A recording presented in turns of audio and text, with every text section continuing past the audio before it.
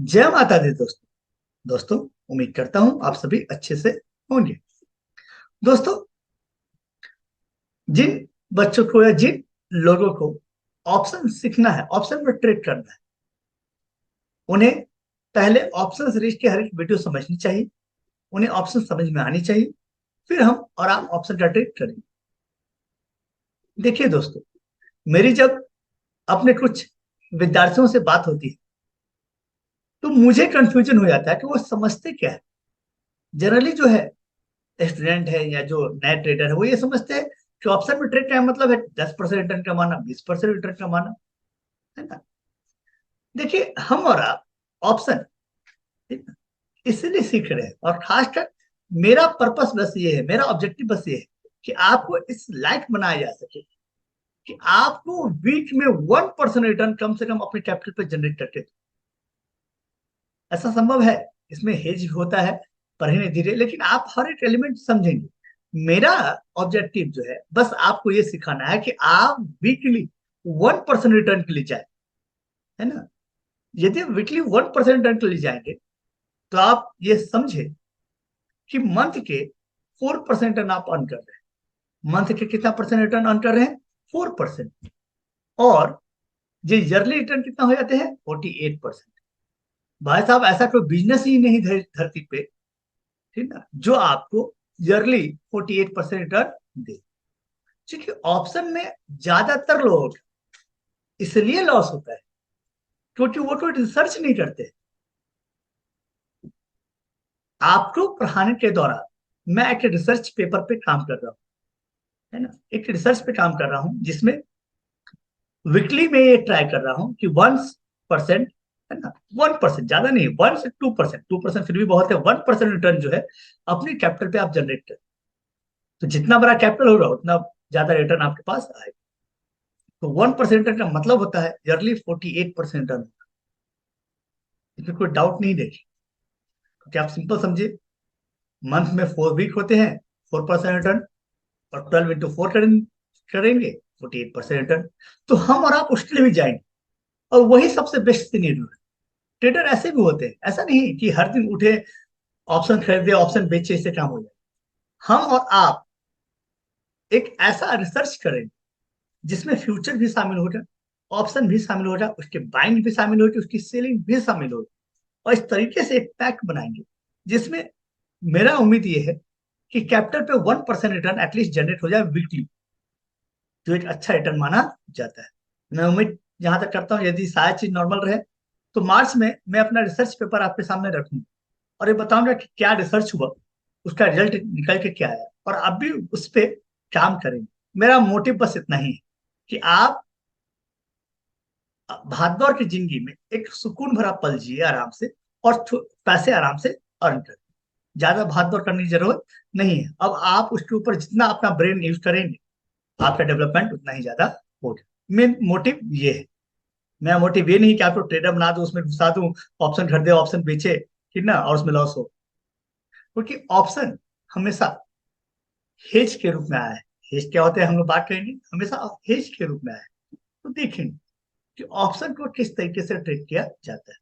पहले आप उस रिसर्च को समझने के लिए जरूरी है कि ऑप्शन में जितने एलिमेंट होते हैं उन्हें समझे, ऑप्शन के बिहेवियर को समझे कि ऑप्शन में क्यों लॉस होता है ना। ऑप्शन में टाइम वैल्यू क्या होता है, ऑप्शन में इंट्रिंसिक वैल्यू क्या होता है, वो समझना जरूरी है। और जब तक आप डेली बेसिस पे मार्केट में, लाइव मार्केट में ऑप्शन को ऑब्जर्व नहीं करेंगे, उसके प्राइस को ऑब्जर्व नहीं करेंगे, आप ये चीज समझे कि हर दिन ऑप्शन में क्या करें, 9:15 में प्राइस को नोट करें, 9:15 पे, 9:20 पे जो ऑप्शन का प्राइस है उसे नोट करें, और देखें कि 3:30 तक ऑप्शन के प्राइस में क्या चेंज हुआ है। तो आपको समझ में आ जाए कि ऑप्शन का बिहेवियर कैसे रिएक्ट करता है जब मार्केट जो फ्लैट हो जाए, मार्केट जो अप ट्रेंड में हो, मार्केट जो डाउन ट्रेंड में हो, तो सब पे इंपैक्ट किस तरीके से पड़ता है, ये जानना आपके लिए जरूरी है। तभी वो रिसर्च आप समझ में आएगा। इसलिए मैं चाहता हूं कि आप मार्च तक अपने आप को तैयार रखें ऑप्शन के बिहेवियर को समझने के। और जब मैं आपके सामने अपना रिसर्च पेपर रखूंगा तो आपको समझ में आएंगे कि पैसे कमाने इजी है। 1% वीक के 10% के लिए चले जाएंगे, 20% के लिए चले जाएंगे तो दिक्कत। तो मैं उस पर भी काम कर रहा हूँ ताकि आप एक सिंपल सा लॉजिक समझ सके कि ऑप्शन में किस तरीके से पैसे कमा सकते हैं। चलिए, खैर, लास्ट वीडियो हमने और आपने ये पढ़ा था कि ऑप्शन बाइंग के क्या फायदे हैं और क्या नुकसान है। आज हम और आप सीखेंगे कि ऑप्शन सेलिंग के क्या बेनिफिट्स है और क्या लॉस है। ये समझना जरूरी है कि क्यों ऑप्शन सेलिंग ज्यादातर ट्रेडर नहीं करते हैं और छोटे ट्रेडर तो एकदम नहीं कर सकते, तो उसमें दिक्कत है। तो क्यों है दिक्कत, क्या कठिनाई है ऑप्शन सेलिंग में, ये समझे, है ना। और ऑप्शन सेलिंग के फायदे क्या है ये भी समझे। चलिए स्टार्ट करते हैं।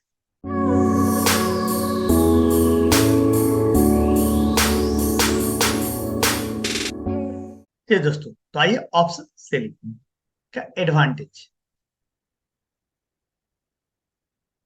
और बेनिफिट क्या होते हैं, है ना। क्यों ऑप्शन सेलिंग जो करते हैं उन्हें क्या फायदा होता है ना? इस बात को समझिए। देखिए, ऑप्शन सेलिंग का एक जो सबसे बड़ा फायदा है, उसमें आप अर्निंग मनी, उसमें आप पैसे कमाते हैं। किसके आधार पे, दो आधार पे। पहला, मोमेंटम, मोमेंटम। और दूसरा, time value decay, time value decay. मतलब ऑप्शन सेलिंग के पक्ष में, है ना, ऑप्शन सेलिंग के पक्ष में, फेवर में, हमेशा 67%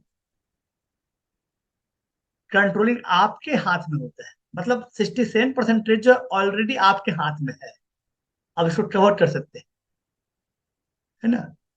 कैसे, ये समझना है। मान लीजिए आपने ऑप्शन सेल किया, ध्यान समझिए। यदि आपको ऐसा लगता है कि नहीं, मार्केट जो है ऊपर जाने वाली, ध्यान समझिए, मार्केट जो है ऊपर जाने वाली है ना, आपको ऐसा लगता है कि मार्केट ऊपर जाने वाली है, तो आप क्या कर सकते, आप पुट सेल कर सकते। पुट सेल करने का मतलब हमने समझा था कि मार्केट नीचे नहीं जाने वाली, है ना। पुट सेल का मतलब क्या, पुट सेल का मतलब क्या हो, कि हम ये मान के चलते हैं कि मार्केट नीचे नहीं जाएगी, नीचे आई तब तो फिर लॉस हो जाएगा। तो पुट सेल आपने कर दिया, और हुआ क्या, ध्यान समझिए। दो चीज फेवर में कैसे हो, यदि मार्केट 23 से ऊपर निकला, है ना, तो मान लीजिए आपने पुट बेच दिया था, 100 रुपए में आपने पुट बेच दिया। मान लीजिए मार्केट का जो लेवल है 19,100 चल रहा है, मान लीजिए इसको, है ना। आप ये मान के चल कि मार्केट ऊपर जाएगी, और आपने 100 रुपए में 19,100 का जो पुट मिल रहा है वो 100 रुपए मिल रहा है, और आपने पुट क्या कर दिया, सेल कर दिया। क्या कर दिया, पुट सेल कर दिया। तो जितने तेज से मोमेंटम ऊपर जाएगी, तो ये 100 रुपया प्राइस घट के, मतलब समझिए 40 रुपये जाएगा। 100 का प्राइस घट के कितना हो जाएगा, 40, मतलब आपको कितना फायदा होगा, 60 रुपये। 100 रुपये में बेचे मतलब 100 रुपये आपको मिले, और 60 रुपये प्राइस हो गया तो 40 रुपये में आपने खरीद लिया। 100 रुपये में बेचा था तो पैसा मिला, और 40 रुपये में आपने खरीद लिया उसको वापस। तो हो गया सेल एंड बाय, आपका जो ट्रेड है वो एग्जीक्यूट हो गया, काम खत्म। तो इसका मतलब क्या हो, ट्रेड से आप एग्जिट कर रहे, तो कितने फायदा हुआ, 60 रुपए। सिंपल। यदि मार्केट आपके, ध्यान दीजिए, आपके डायरेक्शन में नहीं भी गया, नहीं भी गया, ऊपर नहीं गया मार्केट, और मार्केट जो है 19,100, 19,120, 19,090, 19,080, इस लेवल पे घूमता रह गया 2 घंटे, 2 घंटे, 3 घंटे, 1 घंटे घूमता रह गया, तब भी 100 रुपए का प्राइस घटे कितना हो जाएंगे, 80। 100 का प्राइस घट के कितना हो गया, 80, क्योंकि आपने 100 रुपए में बेचे थे, पैसे 100 रुपए मिले, और आप खरीदेंगे तो आपके अकाउंट से कितने रुपए जाएंगे, 80 रुपए चले जाएंगे। तो आपको फायदा कितने रुपए का होगा, 20 रुपए का। तो दो जो एलिमेंट है वो ऑटोमेटिक आपके फेवर में हमेशा रहते हैं, जो बायर के फेवर में नहीं रहते। आप ध्यान दें, जब हम बाइंग का बात कर रहे थे वहां यही रिवर्स सिचुएशन था, क्योंकि लॉस होता था ऑप्शन बायर। ऑप्शन सेलर को इसी का फायदा है, उसके दो एलिमेंट, ऑप्शन के दो एलिमेंट, मोमेंटम और दूसरा टाइम वैल्यू, हमेशा ऑप्शन सेलर के फेवर में रहते हैं।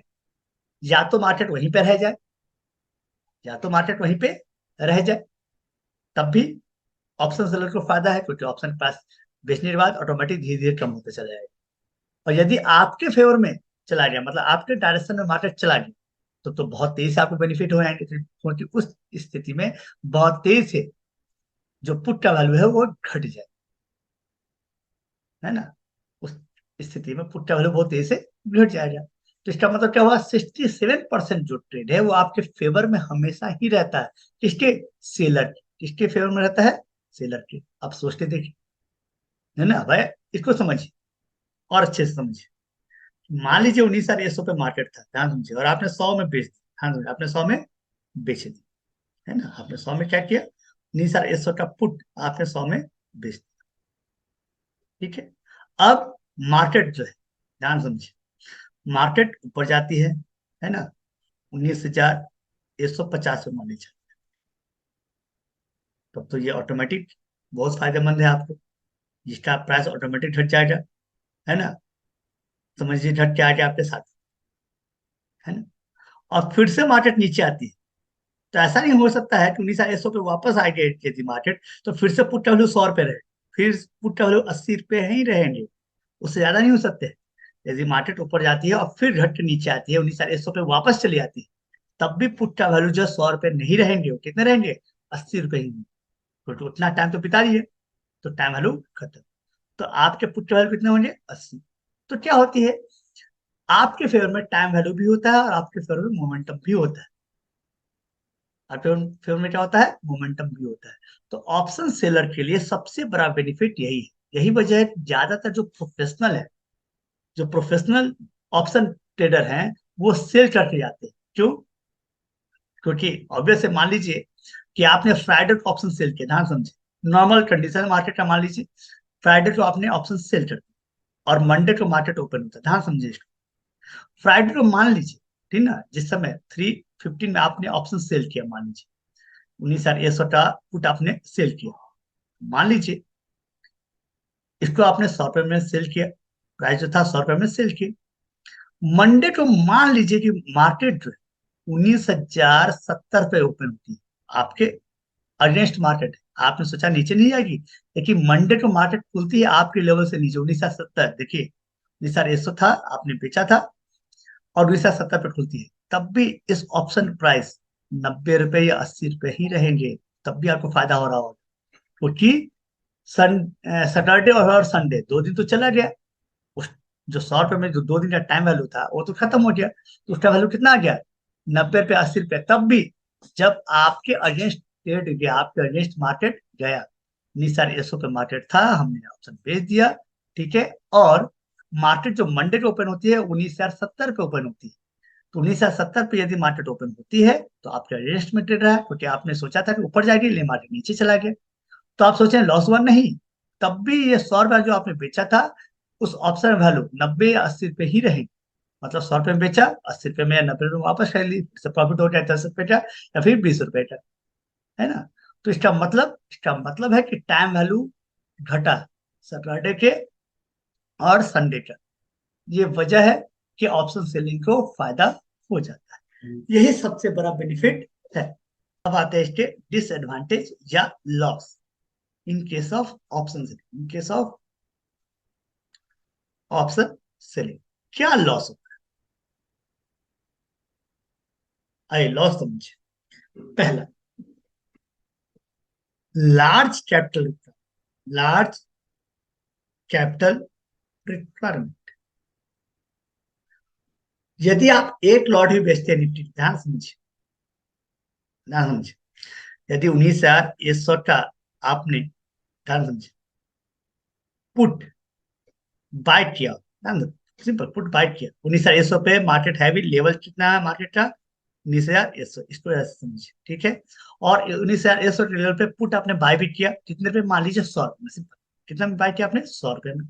तो 100 × 50 बाय करें तो कितने रुपए रहेंगे आप? 5,000 में आपके निफ्टी का एक लॉट आ जाएगा, 5,000 रुपये लगाएंगे और निफ्टी का एक लॉट आ जाएगा। लेकिन जब आप पुट सेल करने के लिए जाइए, जब आप पुट सेल करने के लिए जाइए, तो ये 5,000 रुपये में सेल नहीं होगी। इसके लिए आपको कम से कम कैपिटल जो चाहिए, इसके लिए कम से कम जो आपको कैपिटल चाहिए, वो कम से कम 1,25,000, है ना, 1,25,000 चाहिए, मतलब 1.25 लाख रुपए चाहिए। क्या करने के लिए? आपको आपको सेल करने के लिए, एक लॉट ऑप्शन को सेल करना चाहते हैं, तो आपके अकाउंट में कम से कम 1.25 लाख होनी ही चाहिए। ये मेजर प्रॉब्लम है जो ऑप्शन सेलिंग को रोकता है। नॉर्मल ट्रेडर नहीं करते हैं क्योंकि उसमें लार्ज कैपिटल चाहिए। क्लियर? यदि आप ऑप्शन सोचिए, ऑप्शन का 8 लॉट खरीदने जा रहे हैं तो आप 5,000 रुपये दिए, ऑप्शन का 8 लॉट आ, है ना? आपने खरीद लिया, लेकिन जा रहे यदि आप बेचने चाहते हैं, यदि आप बेचने जाते हैं तो इसी 1 लॉट को बेचने के लिए कम से कम 1,25,000 रुपये चाहिए आपके अकाउंट में, तभी ये बेचना अलाउड हो सकता है, अदरवाइज बेचना अलाउड नहीं हो सकता है। इस बात को समझेंगे क्योंकि ये आगे जब हम पढ़ेंगे तो फिर आएगा, अभी समझे। तो 1 लॉट को बेचने के लिए, है ना, मतलब आपको आपके अकाउंट में पैसे आएंगे। 100 × 50 तो आए, मतलब 5,000 आप बेचेंगे तो 5,000 आपके अकाउंट में आ जाएंगे। नो डाउट आपके अकाउंट में आ जाएंगे। लेकिन इससे बेचना तब अलाउड होगा जब आपके ट्रेडिंग अकाउंट में कम से कम 1.25 लाख हो, और ये पैसे ब्लॉक हो जाएंगे जब तक कि आपका ट्रेड खत्म नहीं हो जाता, एग्जिट नहीं कर जाते हैं आप अपने ट्रेड से, तब तक 1.25 लाख रुपीज आपके ब्लॉक रहेंगे, है ना, ट्रेडिंग अकाउंट में। उसको आप फिर यूज नहीं कर सकते, है ना, जब तक इसको आप बेच के बाहर नहीं निकल जाए, है ना, मतलब सेटल करके बाहर न निकल जाए। ये प्रॉब्लम तो ये दिक्कत है, ये आपको समझना है। सबसे बड़ी दिक्कत यही है, यही वजह है जो छोटे ट्रेडर हैं वो कभी ऑप्शन सेलिंग में नहीं जाते, तो उसमें लार्ज अमाउंट चाहिए, है ना। इसलिए प्रोफेशनल ही करते हैं, वो बेचते ही जनरली क्या करते हैं, वो हमेशा प्रोफेशनल ही करते हैं, और कोई ऑप्शन नहीं होता है। क्योंकि उनके पास पैसे होते हैं और उनको अपना पैसा बचाने भी आना चाहिए। आप बेचने जाएंगे, आप सब डुबा देंगे। क्यों? ऐसे समझिए, इसमें क्या होता है, इसमें लॉस अनलिमिटेड होता है। ऑप्शन सेलिंग केस में जो लॉस होते हैं वो अनलिमिटेड, ऑप्शन सेलिंग केस में लॉस क्या होते हैं, अनलिमिटेड होते हैं। मतलब कैसे भाई, याद रखेंगे, इसमें लॉस क्या होते हैं, अनलिमिटेड। दूसरा सबसे बड़ा डिसएडवांटेज, इसका मतलब समझिए कैसे लॉस हुआ है।